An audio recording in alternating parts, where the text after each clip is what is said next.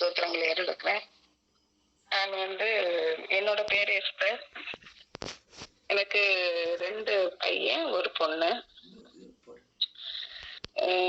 நாங்க கோயம்புத்தூர்ல 38 வருஷமா கோயம்புத்தூர்ல இருந்தோம். இப்போ நான் இங்க நாசரேத்து, தூத்துக்குடி மாவட்டம் நாசரேத்துக்கு இப்போ வந்திருக்கேன். போன மாதத்துல இங்க நாங்க செட்டில் ஆயிருக்கோம். என் கணவர் கார் ஓட்டுற தொழில் கிறிஸ்தவ குடும்பம் தான், பாரம்பரியமான கிறிஸ்தவ குடும்பத்துல இருந்தோம். என் கணவர் கடந்த ஆகஸ்ட் மாதம் 4ஆம் தேதி இறந்துட்டாங்க. அவங்க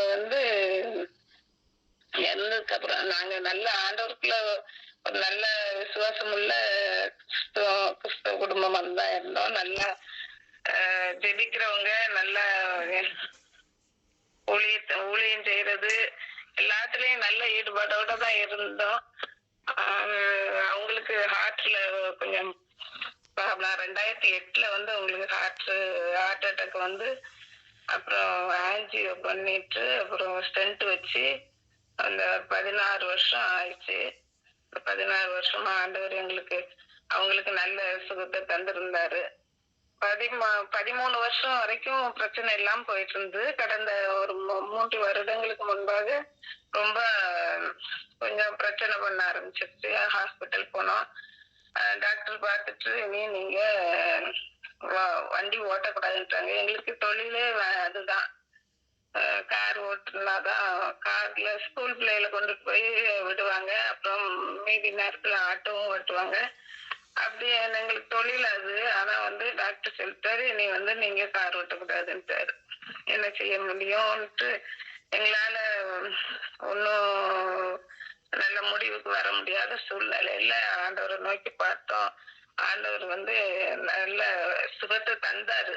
இந்த 3 வருடங்கள் அவங்க ஜீவிச்சாங்கன்னா அது ஆண்டவருடைய சுத்த கிருபைதான். ரொம்ப ஆண்டவர் அவங்களுக்கு நல்ல சுகத்தை கொடுத்தாரு. யாருமே சொல்ல முடியாது அவங்களுக்கு ஹார்ட் ப்ராப்ளம் இருக்குதுன்னு சொல்லவே முடியாது. அந்த அளவுக்கு ஆண்டவர் நல்ல வண்டி ஓட்டுறதுக்கு, நல்ல பேர பிள்ளைகளை கொண்டுட்டு போய் விடுறதுக்கு, எல்லாரோட சந்தோஷமா இருக்கிறதுக்கு ஆண்டவர் கிருபை செய்தாரு. கடந்த ஆகஸ்ட் மாதம் 4ஆம் தேதி 3ஆம் தேதி கொஞ்சம் மறுபடியும் உடம்புக்கு நெஞ்சு வலிக்குதுன்னு சொன்னாங்க. ஆஸ்பத்திரிக்கு கூட்டிட்டு போனோம். அப்புறம் 4ஆம் தேதி இறந்துட்டாங்க. ஆனா அத என்னால ஏற்றுக்கொள்ளவே முடியல.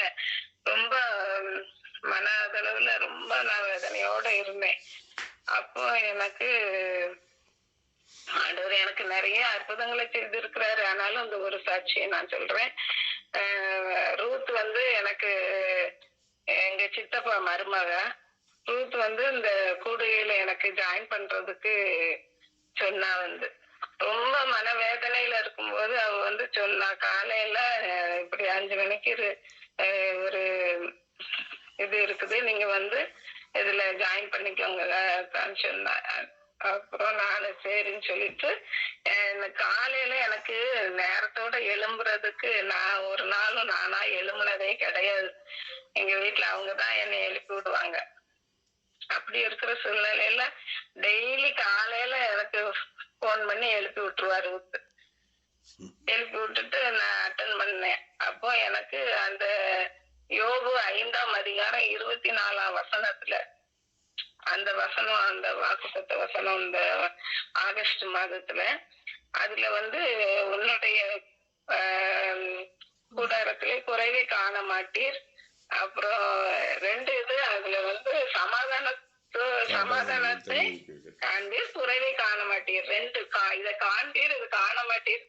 அந்த வசனம் ரொம்ப எனக்கு உள்ளத்துல கிரியேட்டது. நல்ல அந்த சமாதானத்தை ஆண்டவர் தந்தாரு.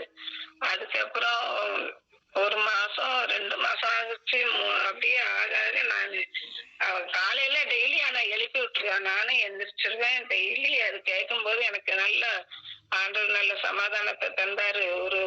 ஒரு மாதம் என்னால அதுல இருந்து மீண்டு வரவே முடியல. ஆனா இன்னைக்கு நானு மறுபடியும் நாங்க அங்க இருந்து ஆசிரியத்துக்கு அங்க எங்களால சமாளிக்க முடியாதுன்னு இங்க வந்துட்டோம்.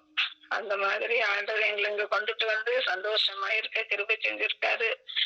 ஆண்டவர் செய்த பெரிய அற்புதம் எங்களுக்கு. என்ன ஒவ்வொரு நாளும் நான் அந்த கூடுகைக்கு வரும் பொழுதெல்லாம் நான் மனசுல என்ன நினைக்கிறேனோ அதுக்கு ஒரு பதிலாக தான் அந்த செய்தி எனக்கு அமையுது. ஒவ்வொரு நாளும் அந்த வசனம் என் கூட ரொம்ப பேசுறத நான் உணர்கிறேன். பிள்ளைகளுக்கு எல்லாருக்குமே நான் ஒரு ஆறுதலா பிள்ளைகளுக்கு சமாதானத்தை கூறுகிற மகளா என்னை ஆண்டவர் வச்சிருப்பாரு. கர்த்தருடைய பரிசுத்த நாமத்துக்கு ஸ்தோத்திரம். நன்றி நன்றி நன்றி என்று சொல்லி நான் துதி நாள்தோறும் போற்றுவேன். நன்றி நன்றி நன்றி என்று சொல்லி நான் துதிப்பேன், நாள்தோறும் போற்றுவேன். அல்லேலூயா. நீங்க பாருங்க.